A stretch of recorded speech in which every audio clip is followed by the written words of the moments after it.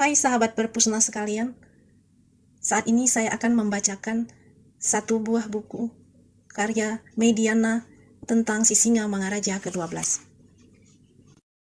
Raja Sisingamangaraja ke-12 lahir di desa Bakara, Tapanuli, Sumatera Utara. Saat ini, Bakara merupakan satu kecamatan di Kabupaten Humbang, Hasundutan. Sisingamangaraja lahir dengan nama Patuan Bosar dengan gelar Opu Pulau Batu. Patuan Bosar dinobatkan menjadi raja pada tahun 1871 waktu ia berumur 22 tahun.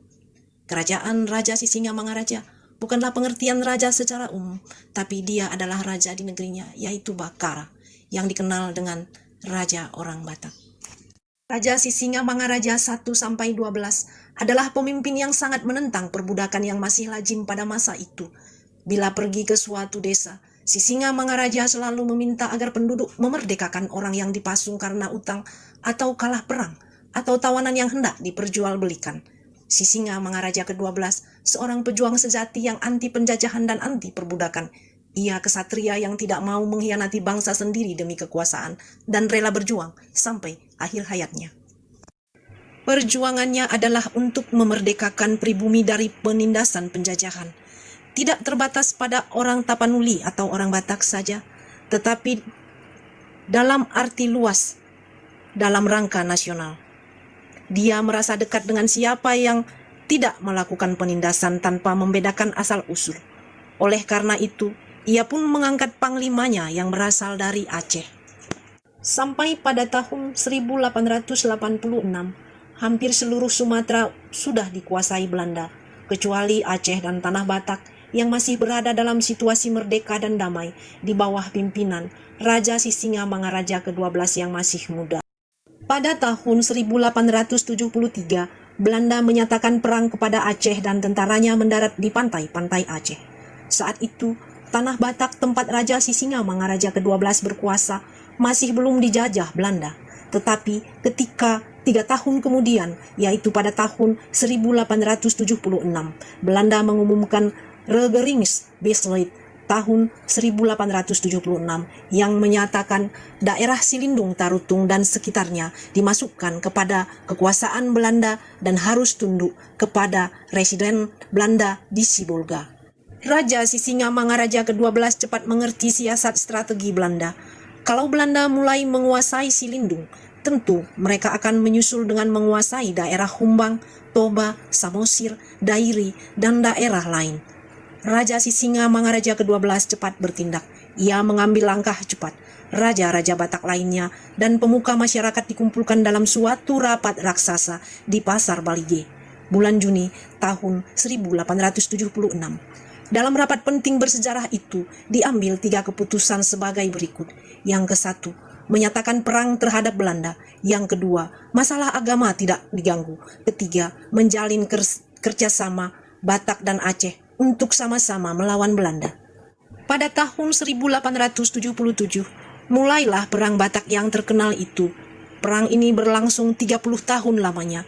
Dimulai dari Bahal Batu, Humbang, berkobar perang yang ganas selama 3 dasawarsa. Belanda mengerahkan pasukannya dari Singgil Aceh, menyerang pasukan rakyat semesta yang dipimpin Raja Sisingamangaraja ke-12. Tahun 1883, seperti yang sudah dikhawatirkan jauh sebelumnya oleh Raja Sisingamangaraja ke-12, kini giliran Toba dikuasai Belanda. Namun Belanda tetap merasa penguasaan Tanah Batak berjalan lamban. Untuk mempercepat rencana ini, Belanda menambah pasukan besar yang didatangkan dari Batavia yang mendarat di pantai Sibolga. Selain itu, dikerahkan pasukan dari Padang Sidempuan. Raja Sisingamangaraja ke-12 membalas menyerang Belanda di Balige dari arah Huta Pardede.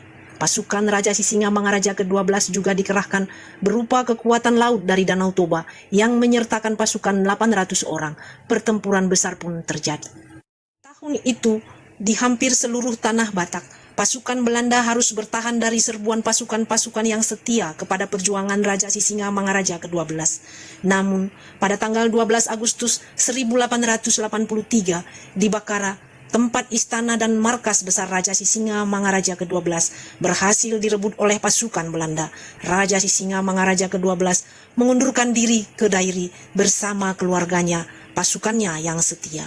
juga panglima-panglima yang terdiri dari suku Aceh dan lain-lain ikut serta. Pasukan Raja Sisingamangaraja ke-12 di Dairi ini merupakan gabungan dari suku Batak dan suku Aceh. Pasukan ini dipimpin oleh putranya Patuan Nagari. Panglima-panglima dari suku Batak Toba antara lain Manase Simorangkir dari Silindung, Rior Purba dari Bakara, Aman Tobok Sinaga dari Uruk Sakalan, dan Amara Saptinambunan dari Pea Balane. Dari suku Aceh antara lain Teku Sagala, Teku Nyak Bantal, Teku Nyak Ben, Teku Mat Sabang, Teku Nyak Umar, Teku Nyak Imun, Teku Idris. Sedangkan dari daerah Parlilitan antara lain Pulambak Berutu, Tepi Meha, Cangkan Meha, Pak Botik Meha, Pak Nungkun Tinambunan, Nangkih Tinambunan, Pak Leto Mungkur, Pak Kuso Sihotang, Tarluga Sihombing, dan Koras Tamba.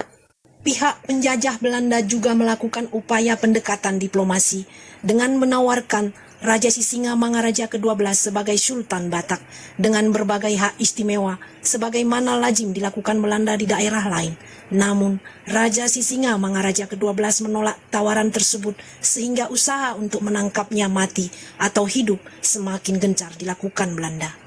Tanggal 17 Juni tahun 1907, di pinggir bukit Aek Sibulbulon, di suatu desa yang namanya Sionom Hudon, di perbatasan Kabupaten Tapanuli Utara dan Kabupaten Dairi yang sekarang, gugurlah Raja Sisingamangaraja ke-12 oleh pasukan Marsose Belanda dipimpin Kapten Christoffel.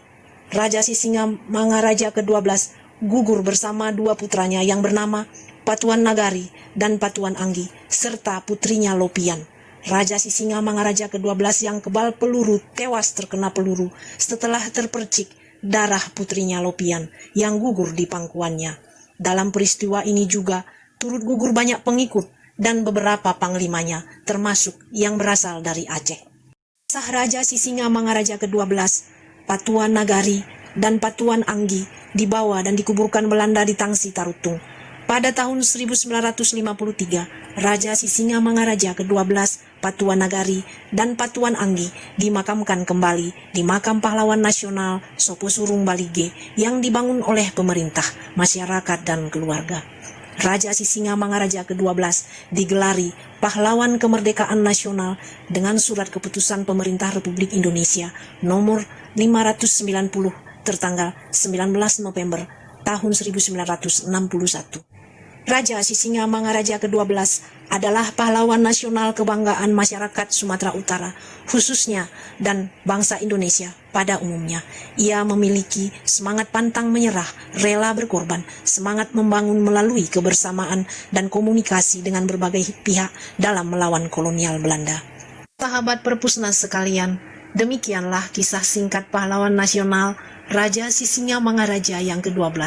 Semoga kisah ini menumbuhkan rasa nasionalisme kita yang mendalam kepada nusa dan bangsa.